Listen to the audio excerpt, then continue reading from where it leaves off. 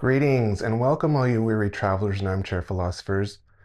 My name is Dan with a K, and the K is silent. I'm thrilled as usual for you to join us. We, all of us, are here to nerd out, to laugh, think a little bit, and just have a good time. On this channel, we will be discussing all things supernatural, paranormal, science fiction, and fantasy. You'll be hearing from my special guests who I invite on the show to share their answers to the topics I provide, and I think you're going to find them quite entertaining and maybe just a little bit informative.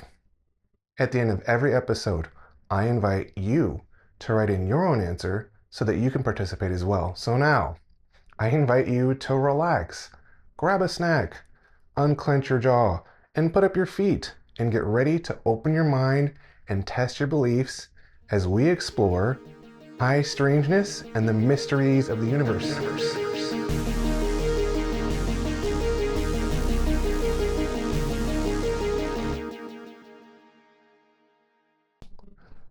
Most of us like popsicles, right? Especially if you had some in the freezer and could enjoy one on a hot afternoon.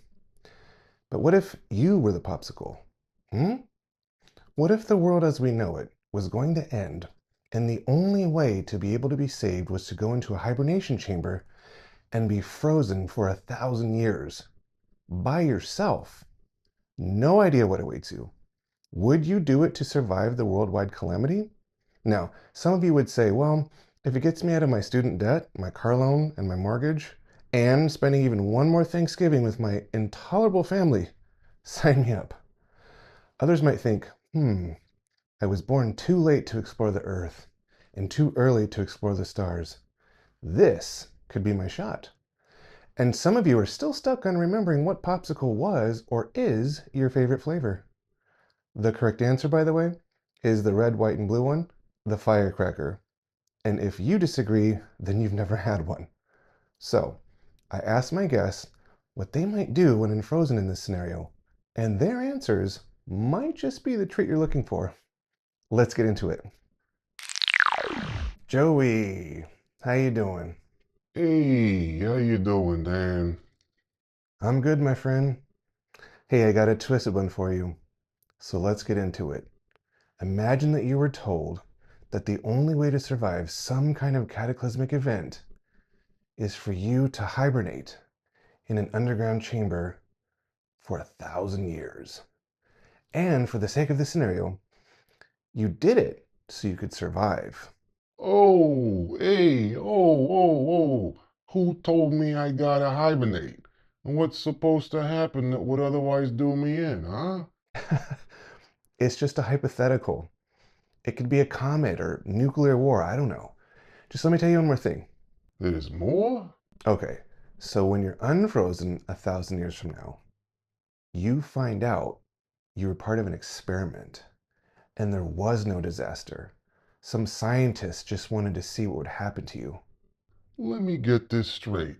I am taken from my family, my friends, my cannoli, everything I know, put in a thing for 1,000 years on ice, unfrozen, told I was a muck and a stool, and asked me how my vacation was, and they want me to be happy about it? Well, you'd have some time to prepare, say, I don't know, a couple of days. A couple of days, you say. Okay, here's the plan. I find out the names and addresses of all the eggheads who had to do with this. I mean, the guy who thought of it, to the guy who made it, to the rat who put me in and pressed the button. I go to my guy Jimmy's house, and I ask him to set me up with my Italian associates, if you get my meaning, who go by certain names like Beretta, Benelli, and Stiletto. I take those back, bury 'em somewheres only I know, someplace near this supposed meat locker. I go in, I let 'em freeze me, I get out, I go to work. You know, the sins of the fathers and all that. Joey, really? You take out the family trees of all those guys just for revenge? Wait a minute, wait a minute. Wait, you're not even supposed to know that it's an experiment until after you wake up. Remember, in this scenario, you were told this would save your life and preserve you from the cataclysmic event, whatever it was. Oh, ha! Oh, yeah. Okay, well then, all right, I'll tell you what I'd do.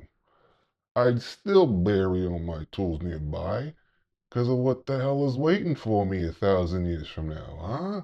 I mean, you seen these New York City rats? We got 'em in Jersey, too. They look like house cats, for Pete's sake. How do I know they ain't as big as buffaloes when I wake up? I mean, they've been around since the Big Bang.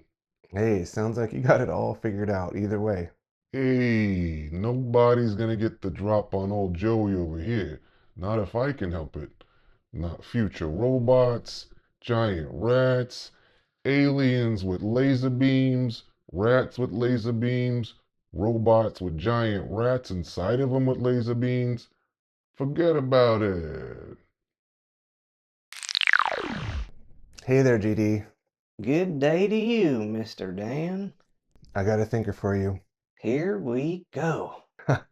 Yes, so pretend something was going to happen on Earth. Something where the only way you could survive is to hibernate and be frozen in a chamber for 1,000 years, safely underground. Uh-oh. I don't know if I like where this is going. Just follow me. Let me finish. Be frozen safely for 1,000 years, and we're woken up. Then what do you think would await you? Golly, Mr. Dan, that is a thinker. You're coming at me like a bird to my windshield, and I'm just having a nice Sunday drive. Good gravy, man. That's a lot to think about. Let's assume that you're in a protected underground bunker, and the machine you're in automatically defrosts in 1,000 years from now. And I'm sorry for this scenario, you're by yourself. No family or anyone you know. I kind of figured you were going that way. Well, all right, if I can only have maybe let me have a couple of rifles and survival gear and some kind of rations to eat. And of course, I got to get me some weather gear, head to toe, so I'll be comfortable. And you're saying there's no other choice. I guess I'd have to get out when the time came and face the unknown. All right, now for the curveball. I knew it. I knew you'd throw in a monkey wrench. Go ahead. What is it? Well, I don't want it to make it too easy for you, man, or too predictable. So check this out, JD. Imagine as you're waking up and thinking the unthinkable has happened to Earth, instead, you find a note that says there was no pending doom, no cataclysm, no danger. Some scientists just wanted to see what would happen to you and have future generations study you. Good night, man. What do you think the future looks like then? What do you do? First of all, I'd want to get back at the cow pies who separated me from my family, my friends, and life as I knew it. Seeing as how that wasn't going to happen, I suppose I'd be more curious about what every day looks like. Yeah, and what do you think you'd see? Well, Mr. Dan, things either got real good or real bad. It's hard to imagine that 1,000 years from now, everything would be the same. I hope by then they'd have figured out fixing microwaves. You know how the outside part of the food is blistering hot to the touch, but then the inside is still frozen like a rock? And for the love of baby Jesus, finally have cables and wires all figured out. I can't stand all these different damn connectors.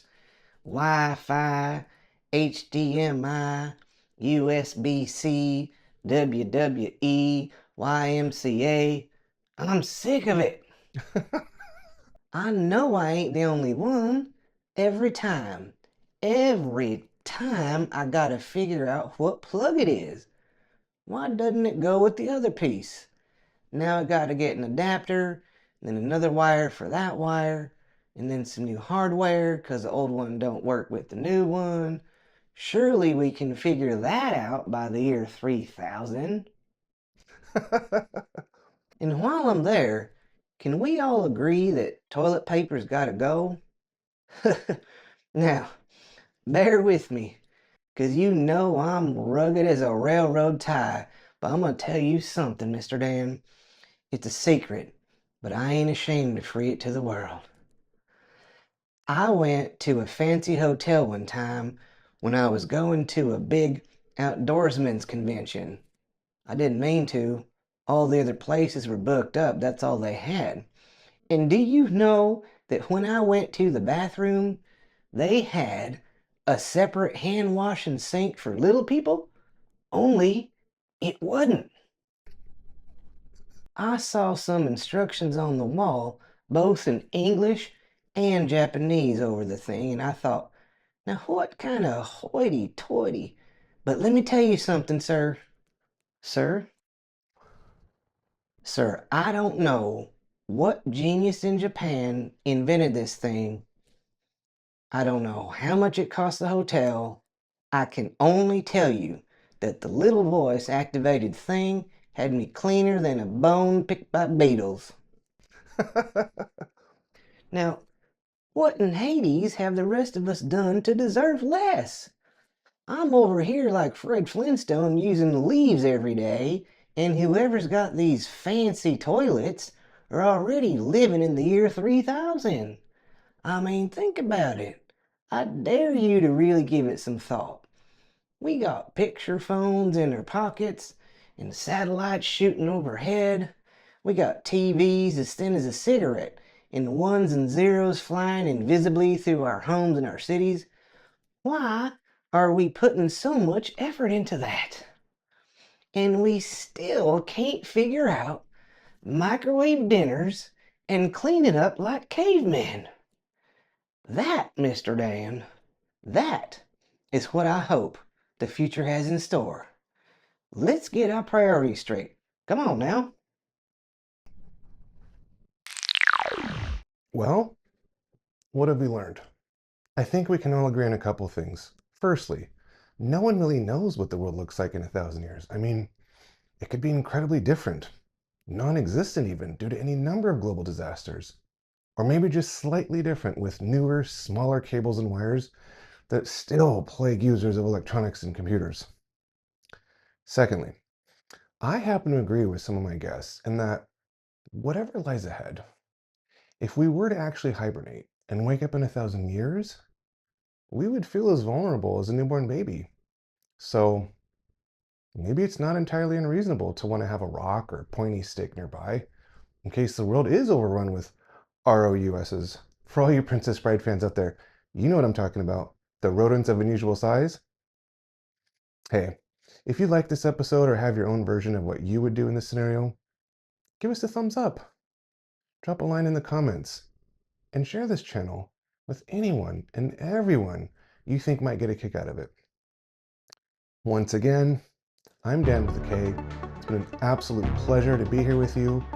Thank you for watching, and until next time, stay frosty, and everything will be okay.